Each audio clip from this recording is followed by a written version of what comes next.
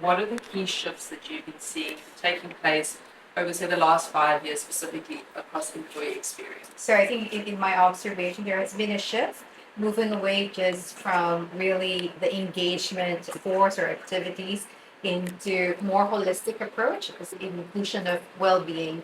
Because what we've seen is that well-being is very much linked into the productivity. So that's a big shift because we're no longer just about the perks and the benefits, but we're into employee assistance program, flexibility at workplace, work-life integration, anything that has to do with mental, physical, social, and career well-being, and also the effort that we have been putting in the last couple of years. CheeTung, anything you want to build on there from what you've seen? Yeah, I would say since we started EngageRocket almost 8 years ago, and at that time we were talking about this idea of continuous listening, and everyone thought we were crazy. So much effort to do one employee engagement survey. You want us to do this 4 times a year, 5 times a year? It's crazy. But today, I think that shift towards continuous listening has become more commonplace. The idea of, instead of just having a once a year health checkup to figure out whether you're doing well, you have your Fitbits, you've got your wearables, you have continuous monitoring, and I think a bit closer to what James was talking about on the CX side, where you have your HR strategy, your 3 years or 5 year HR strategy, and then you're now looking at your EX data on a more regular basis to understand, are we on track, are we off track, how do we course correct, how do we change it? And this, I think that is the underpinning of a lot of what we're doing in HR, because the other thing that I've noticed is the half-life of skills. Like, skills is such a big thing, and a big part of EX is now how do we develop our people. And the half-life of skills today is now like 2.5 years for technical skills, which means almost 4 out of 10 of our people with technical skills, within 5 years, their skills will be obsolete. So how do we marry all of our EX initiatives?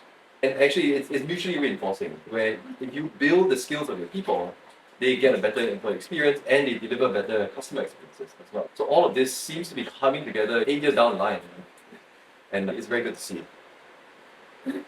So do employees really know what customers want? It depends what you ask. That's it. I mean, when I was talking there, your frontline employees know your customers very well, right? It's their job, it's their life, it's existential to them. It's one of the reasons that if you ever ask a frontline employee whether they feel customers are served well, yes, of course. It's an idiot test. Of course they are, because if they're not, I'm not doing my job very well. Some populations, I think, will, but the challenge that we face, and the reason I love mirror analysis so much, is in an omnichannel, in a predominantly omnichannel world now, there are populations of your organizations that have a massive impact on the customer's experience, but probably don't even first think compliance, all these kind of central functions where groups of people sit in faceless buildings and decide policy and process that impacts your front line. Example, 10 years ago, banking, cash handling, all of the compliance functions of banks suddenly come up with these new rules for if a customer tried to come in and take so much money out, you had to ask them all these very intrusive questions about what it was for. Are you paying a builder? Or are you buying a car? And if you're a customer, you're like, what? It's my money. I want my money from my bank. Why are you asking me these questions? Because someone in a compliance function, responding to a regulator, decided that this was the way it now had to be done. So there are populations and organizations that are having an impact on the customer experience on the front end all the time.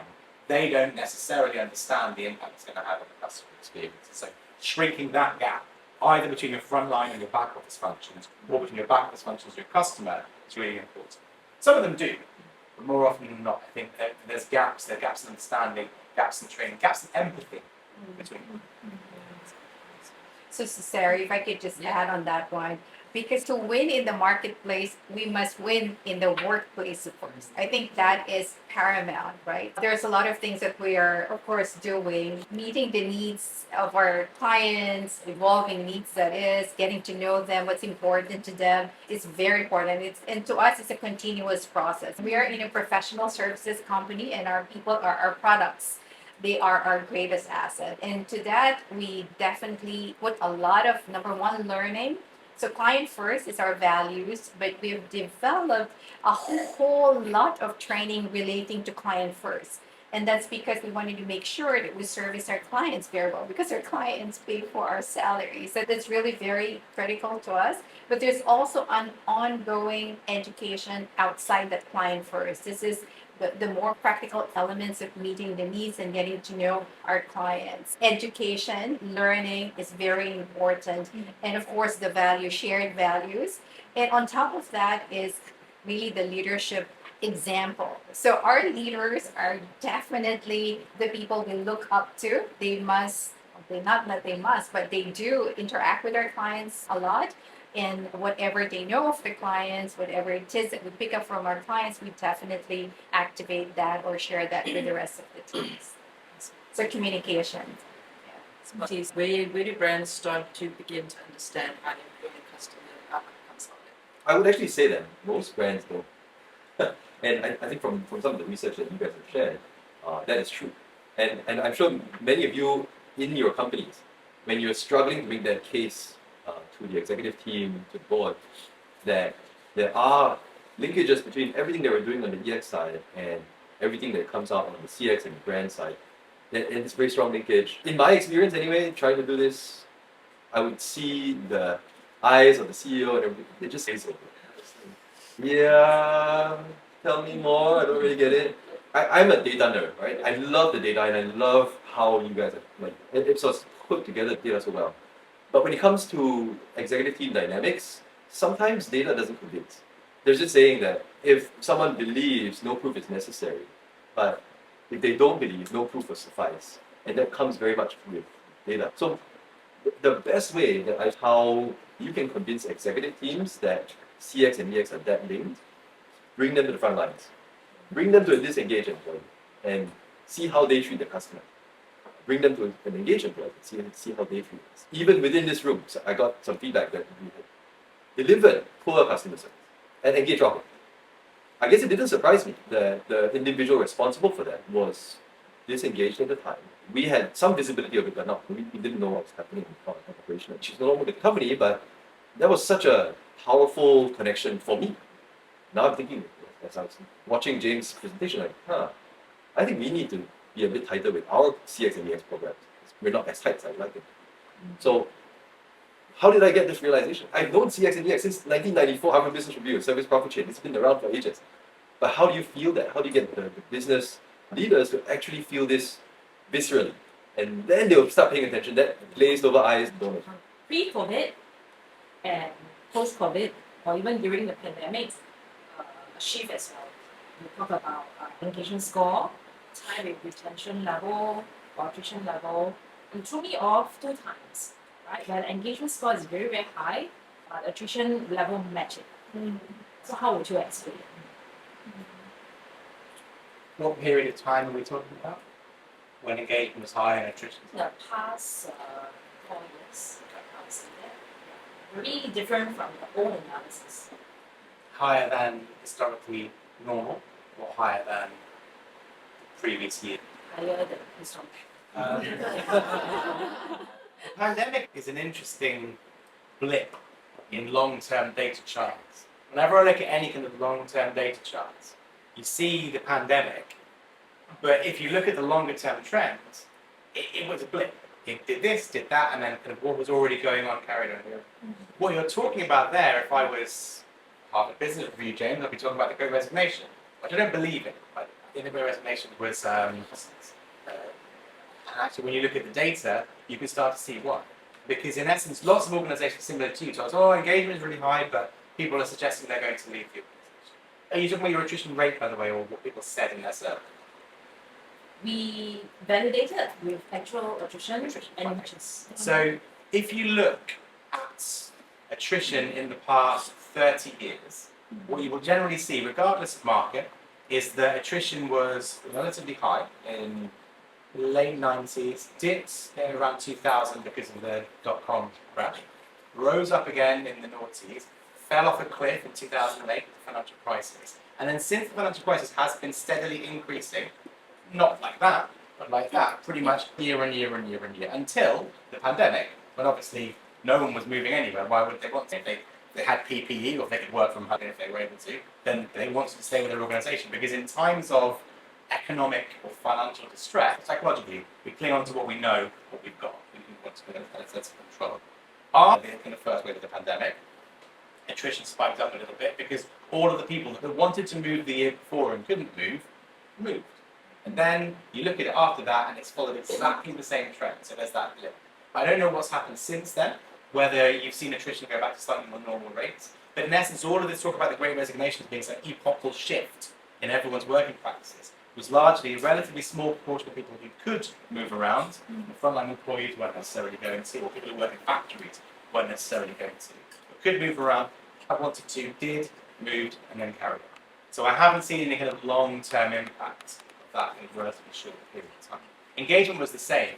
Engagement, it was a fascinating time to either work with EX or in EX because all of a sudden, employees' relationships with their employers fundamentally shifted from being going to give me the basics and I'll be relatively happy here to protect me.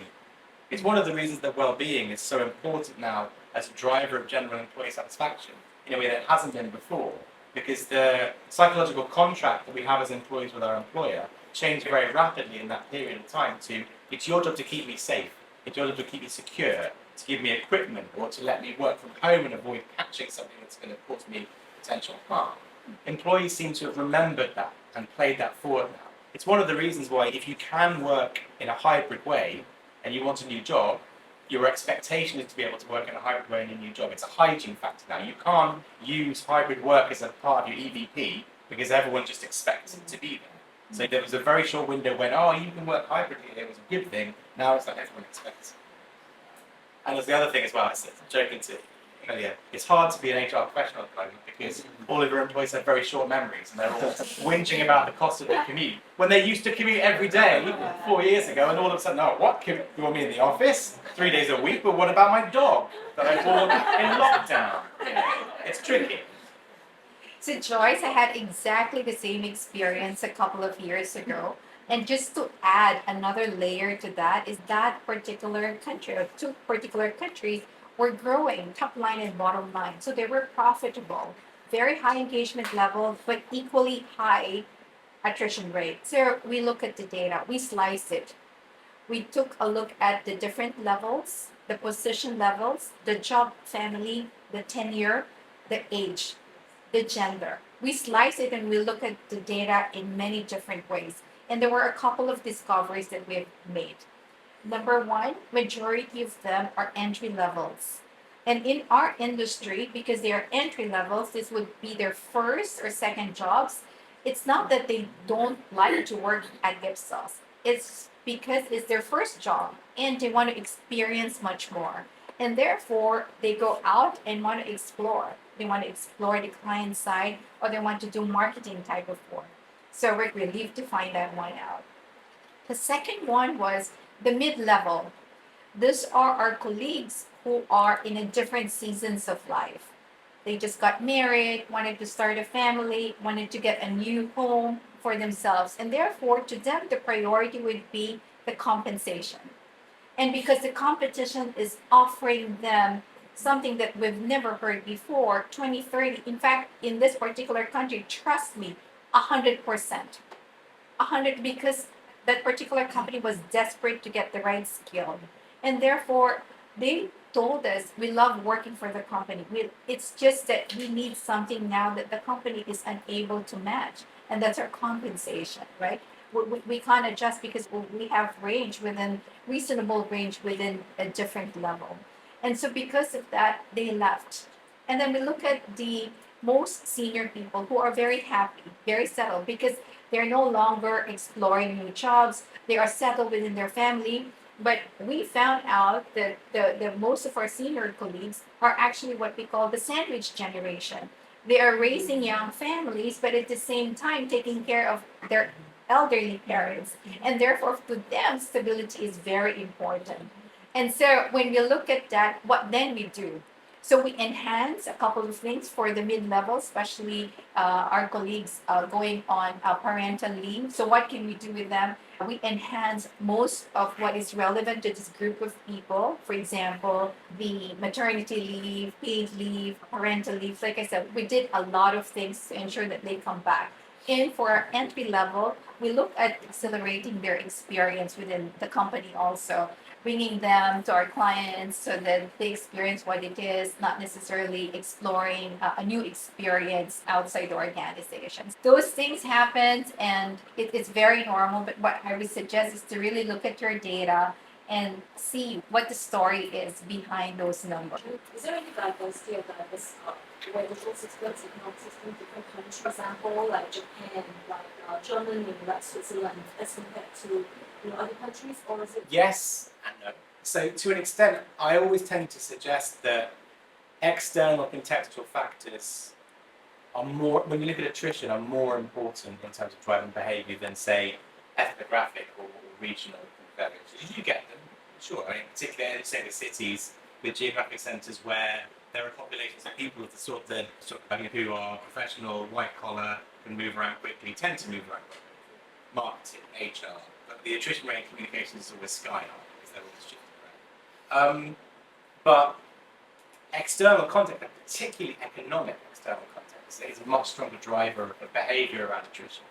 If you're in a tight economic situation, if you're in a pinched economic situation, as we are at the moment, the biggest concern in the world has been inflation for the past 16 months. 16 months. And sure, the concern has been going down.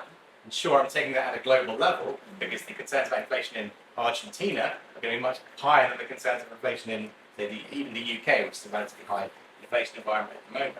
But taking it overall, it's been the biggest concern for everyone for over a year now. And in that kind of situation, again, psychologically, we think about, I'm probably safer staying where I am. I've got a decent job, fine, I'm not being paid as much as Nielsen down the road, but if I go there, I don't like anyone, I might lose my job. So we try and stay. It's why, God help them, all the HR literature is now talking about the great stay. Because we had the great resignation, now we're having the great stay. You might have noticed this in the way that I talk. I don't like zeitgeisty stuff in HR and EX, and a lot of what happens and what passes for discourse in HR circles is based on the zeitgeist. It's either alliterative, quiet quitting, or it's parodic. Well, if you've had quiet quitting, now you have quiet staying or quiet firing. I think there is an echo chamber sometimes around HR which leads to assumptions being made on poor data. A bit that I do in some of my talks when I give them is I ask people, for example, globally, has attrition gone up, gone down, or stayed the same in the past 50 years? So I guess a hands up. And if you think attrition has gone down in the past 50 years, on average, stayed the same? Average tenure. Same thing. Average tenure. Has average tenure in organizations gone up, gone down, or stayed the same in the past 50 years? Gone down? Yeah. Average tenure gone down. Okay. Stayed the same? Gone up. Okay, so if you look at the data over the past 40, 50 years, most data points will tell you that average tenure has gone up in the past 50 years. But if you think that it's gone down, and if you've read all the things that tell you it's gone down, you start from a fundamentally different place in the conversations you have with the stakeholders than if you assume that it's gone up.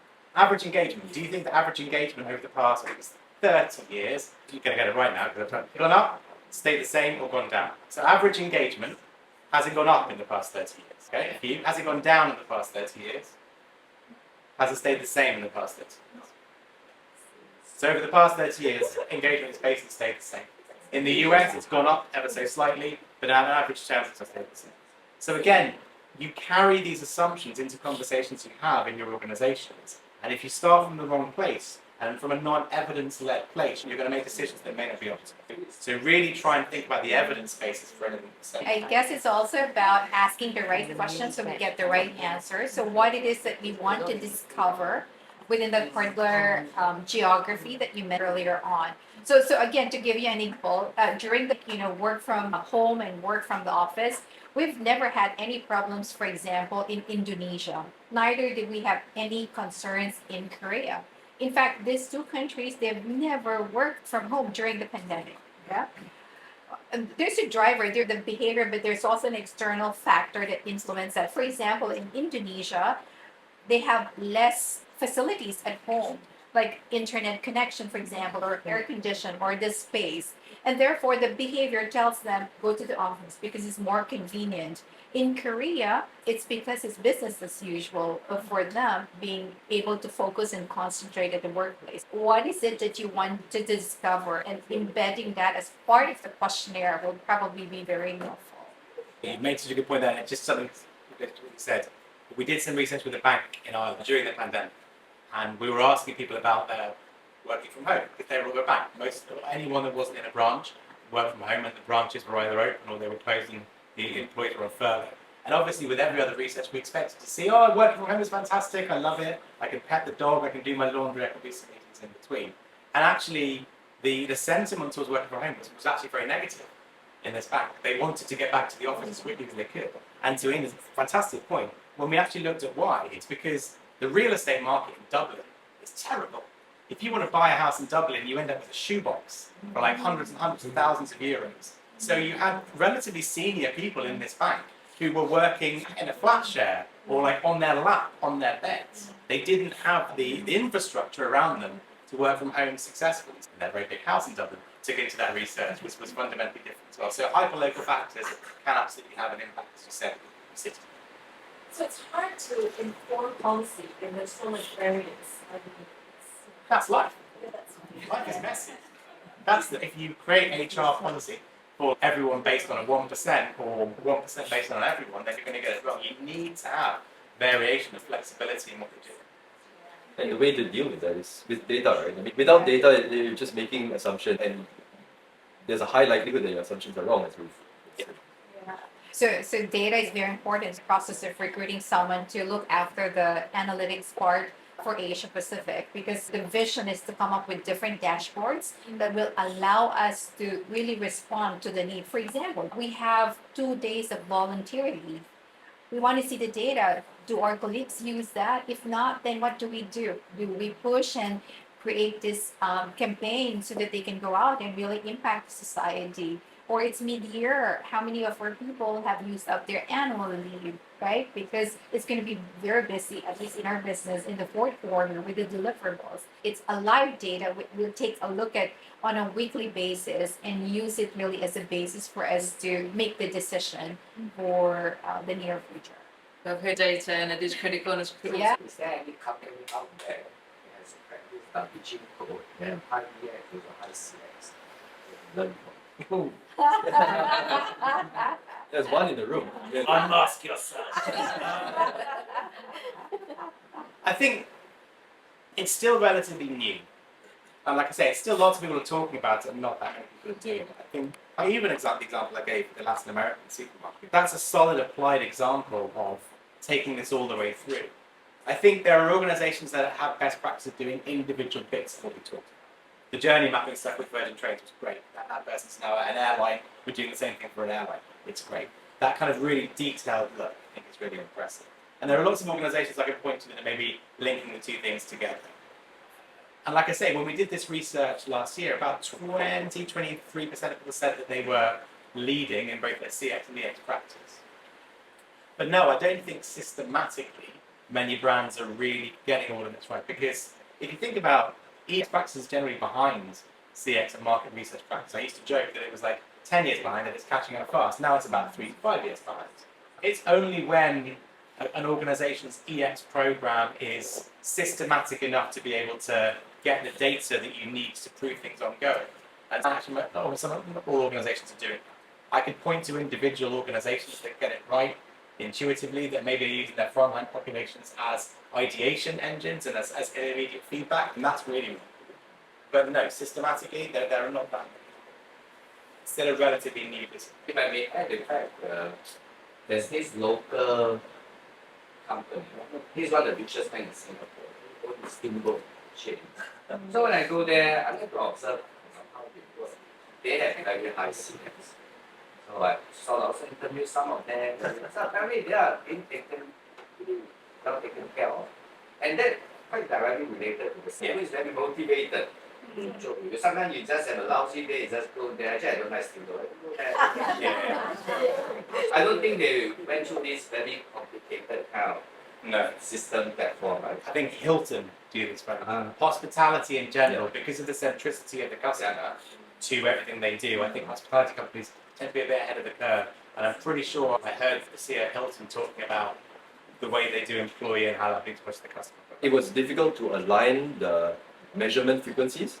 It was difficult to align the action planning because who would own the action planning? Is the CX team that owns action planning or is it the EX team that owns it? And typically it's preferred, there's this tension always, right, throughout that whole process. And the moment that leader shifted, so the moment Best Buy's CEO left, that program just crumbled and disappeared. So I think it's very leader dependent. So in my observation, I think there are a lot of Singaporean companies that do very well on CX and a lot of Singaporean companies that do very well in EX. The key is combining them to become a holistic strategy. Singapore Airlines is one of the best, of course. All the touch point, the moment you enter into Changi Airport, you check in, and you get into the plane, the food has improved right now after the feedback, of course. But they do it very well. Of course, I'm not privy whether they incorporate that. DBS is another excellent service. For example, every time you do our internet banking, Pay now. No, you don't like disagree.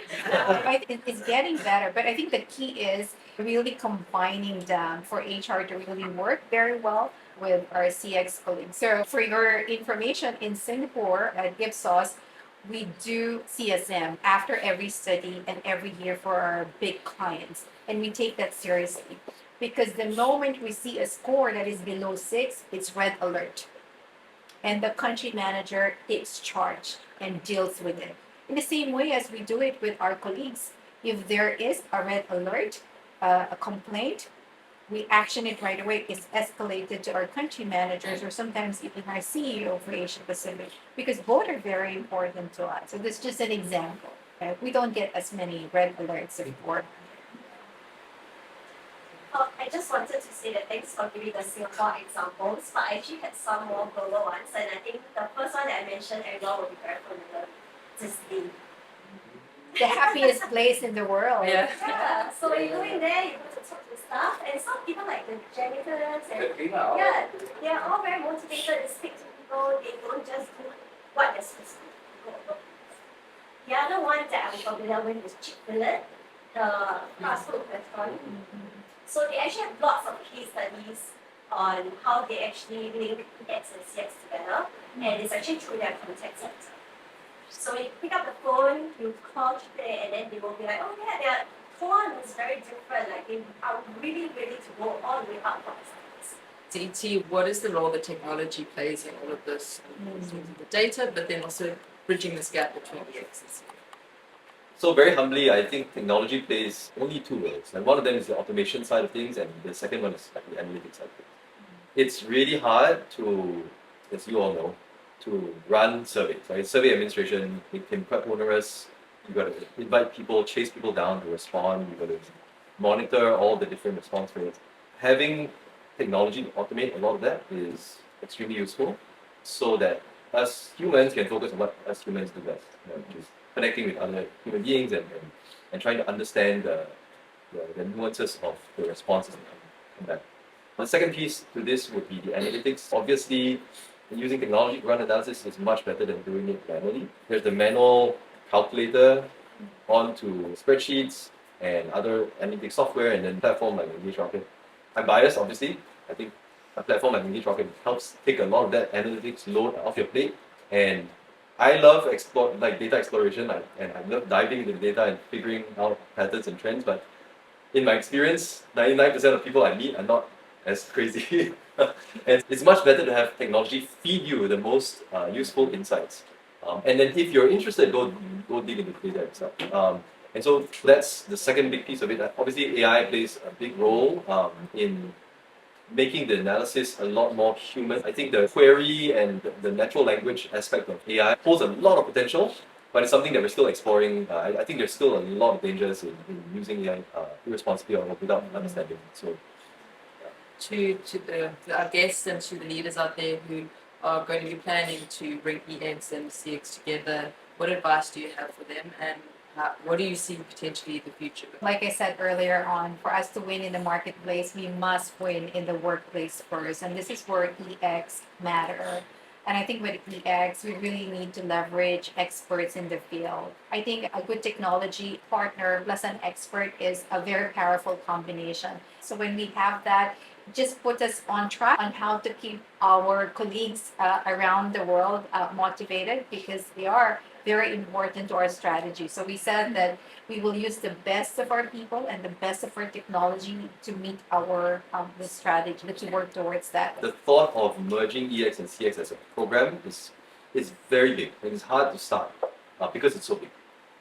If I were in any of your shoes, what I would first think of doing is have some hypothesis about one customer metric that I think employees have impact on. So in retail, it could be sales per square foot. In healthcare, it could be like patient experience, or hospital, something else. Pick one metric and then start seeing if there's any patterns in your existing EX data that would predict that metric. So if you don't have that already, then the next employee engagement survey that you happen to do with EngageRocket, ask our team to do that for you. Right? We would help you start with one, because anything bigger than that, you have to fight through politics, you've got to get approvals, you've got to get all kinds of stuff. But if I say, you go to the sales department, can you share with me sales per square foot over the period of the last 12 months, on a month of month? That's not a big ask. You're like, okay, fine, here. And it's by store. You have been tracking EX data by store, say 3 or 4 times over the course of that year. Instantly, you have some decent longitudinal data plus cross-sectional data you can analyze. And start having that germ of a conversation, right? Before trying to make this into a big thing. In my experience, you go to the CX team, they'll just shut you down. Right? It's very difficult.